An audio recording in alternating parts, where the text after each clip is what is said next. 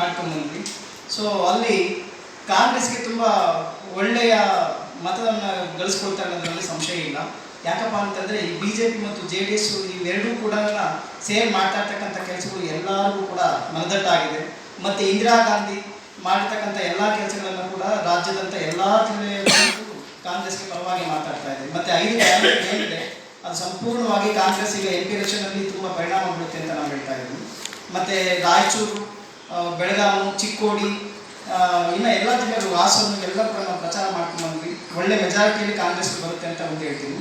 ಎರಡನೇ ವಿಷಯ ಏನಪ್ಪ ಅಂತಂದರೆ, ಇವತ್ತು ರಾಜ್ಯದಲ್ಲಿ ನಿಜವಾಗಿ ಕ್ಷಮಿಸಲಾದಂಥ ಅಪರಾಧ ಇದು ದೇಶದಾದ್ಯಂತ ಕೂಡ ಪ್ರಚಾರ ಆಗ್ತಾ ಇರೋದೇನಪ್ಪ ಅಂತಂದರೆ, ಇವತ್ತು ಪ್ರಜ್ವಲ್ ರೇವಣ್ಣ ಮಾಡಿರ್ತಕ್ಕಂಥ ಒಂದು ಅತ್ಯಾಚಾರ ಇದು ನಿಜವಾಗ್ಲೂ ಇಡೀ ರಾಜಕೀಯಕ್ಕೆ ತುಂಬ ಒಂದು ಕಳಂಕ, ಒಂದು ಮಸಿ. ಇದು ಹೆಣ್ಣು ಮಕ್ಕಳನ್ನ ಆಗಿಂದ ಇಲ್ಲಿವರೆಗೂ ಕೂಡ ಹೆಣ್ಣನ್ನ ಒಂದು ಹಬಲೆ ಅಂತ ಅಂದ್ಬಿಟ್ಟು ಅವ್ರನ್ನ ತಿರಸ್ಕಾರ ಮಾಡ್ಕೊಂಡು ತುಂಬ ಶೋಷಣೆಗೆ ಒಳಪಡಿಸಿದ್ದಾರೆ. ಒಬ್ಬ ಸಂಸದ ಒಂದು ಹೆಣ್ಮಗಳನ್ನ ಈ ರೀತಿ ನಡ್ಕೊಳ್ಳೋಕೆ, ಒಂದು ಹೆಣ್ಮಗಳಲ್ಲಿ ಒಬ್ರಿಬ್ಬರಲ್ಲ, ಅದೇ ಒಬ್ಬ ಬಡವರು ಯಾರನ್ನ ಅಥವಾ ಹುದ್ದೆಯಲ್ಲಿ ಇಲ್ದಿರ್ತಕ್ಕಂಥ ಒಬ್ಬ ಯಾರನ್ನ ಪ್ರಜೆ ಮಾಡಿದ್ರೆ ಸುಮ್ಮನೆ ಇರ್ತಿದ್ರ? ಅವರನ್ನ JDS ಅಲ್ಲಿ ಇರ್ತಕ್ಕಂಥ ಮಾಜಿ ಮುಖ್ಯಮಂತ್ರಿಗಳಾಗಿರ್ಬೋದು ಅಥವಾ ಮಾಜಿ ಪ್ರಧಾನಿ ಆಗಿರ್ತಕ್ಕಂಥ ದೇವೇಗೌಡರಾಗಿರ್ಬೋದು, ಅವ್ರನ್ನ ಕೂಡಲೇ ಕತ್ತರಿಸಿ ಮೊಮ್ಮಗಳನ್ನ ಸಂಪೂರ್ಣವಾಗಿ SIT ತನಿಖೆಯಲ್ಲಿ ಸಂಪೂರ್ಣವಾಗಿ ಉತ್ತರ ಕೊಡಿಸ್ಬೇಕು. ಮತ್ತು ಯಾರು ಶೋಷಣೆಗೆ ಒಳಗಾಗಿದ್ದಾರೆ ಹೆಣ್ಮಕ್ಳಿಗೆ ನ್ಯಾಯ ಕೊಡಿಸ್ಬೇಕು ಅಂತಕ್ಕಂಥದ್ದನ್ನು ನಾವು ಈ ಸೋಷಲಿಸ್ಟ್ ಪಾರ್ಟಿಯಿಂದ ಹೇಳೋಕ್ಕೆ ಇಷ್ಟಪಡ್ತೀವಿ.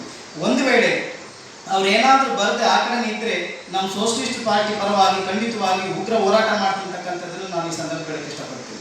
ಯಾಕಪ್ಪ ಅಂದರೆ ಈ ಸಂಸದರಾಗಿ ನಿಂತಿರ್ತಕ್ಕಂಥ ಇವರು, ಚುನಾವಣೆಗೆ ಒಳಗಾಗಿರ್ತಕ್ಕಂಥ ಇವರು ಈ ಥರ ಹೆಣ್ಮಕ್ಳ ಮೇಲೆ ದೌರ್ಜನ್ಯ ನಡೆಸ್ತಾ ಇರ್ತಕ್ಕಂಥದ್ದು ಎಷ್ಟು ಮಟ್ಟಿಗೆ ಸರಿ? ರಾಜ್ಯದ ಅತ್ಯಂತ ಜನರು ಎಲ್ಲರೂ ಕೂಡ ಇವ್ರನ್ನ ನೋಡಿಸಿ ಈ BJP ಮತ್ತು JDS ಇವೆರಡೂ ಕೂಡ ಸೇರಿ ಏನೀಗ ಪಕ್ಷದಲ್ಲಿ ಒಂದಾಗಿ ಎಂಟು ಚುನಾವಣೆ ಮಾಡ್ತಾ ಇದ್ದಾರೆ, ಇವರು ಖಂಡಿತವಾಗಿ ಬುದ್ಧಿ ಕಲಿಸ್ತಾರಂತ ಹೇಳ್ತಾ ನನ್ನ ಮಾತನ್ನು ಮುಗಿಸ್ತೀನಿ. ಜೈ ಹಿಂದ್ ಕರ್ನಾಟಕ ಮಾತು. ಈಗ ನಮ್ಮ ರಾಜ್ಯ ಉಪಾಧ್ಯಕ್ಷರಾದಂಥ ರಫೀಕ್ ಓಕೆ ಅವರು ಒಂದು ಪ್ರಸ್ತಾಪ ಮಾಡ್ತಾರೆ. ಇತ್ತೀಚೆಗೆ ಆಗ್ತಾ ಇರುವಂಥ ಬೆಳವಣಿಗೆ ಬಗ್ಗೆ ನಮಗೆಲ್ಲ ಚೆನ್ನಾಗಿ ಗೊತ್ತಿದೆ.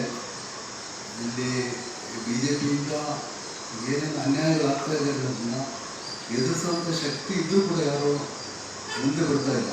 ಇನ್ಮೇಲಾದರೂ ಏನು ಅತ್ಯಾಚಾರ ಅನಾಚಾರಗಳು ನಡೀತಾ ಇದೆಯೋ ಇದ್ರ ಬಗ್ಗೆ ಯಾರು ನಿಷ್ಪಕ್ಷವಾಗಿರ್ತಾರೆ ಅವರೆಲ್ಲ ಪ್ರತಿಭಟನೆ ಮಾಡಬೇಕು ಅಂತ ಹೇಳ್ತಿದ್ದಾರೆ.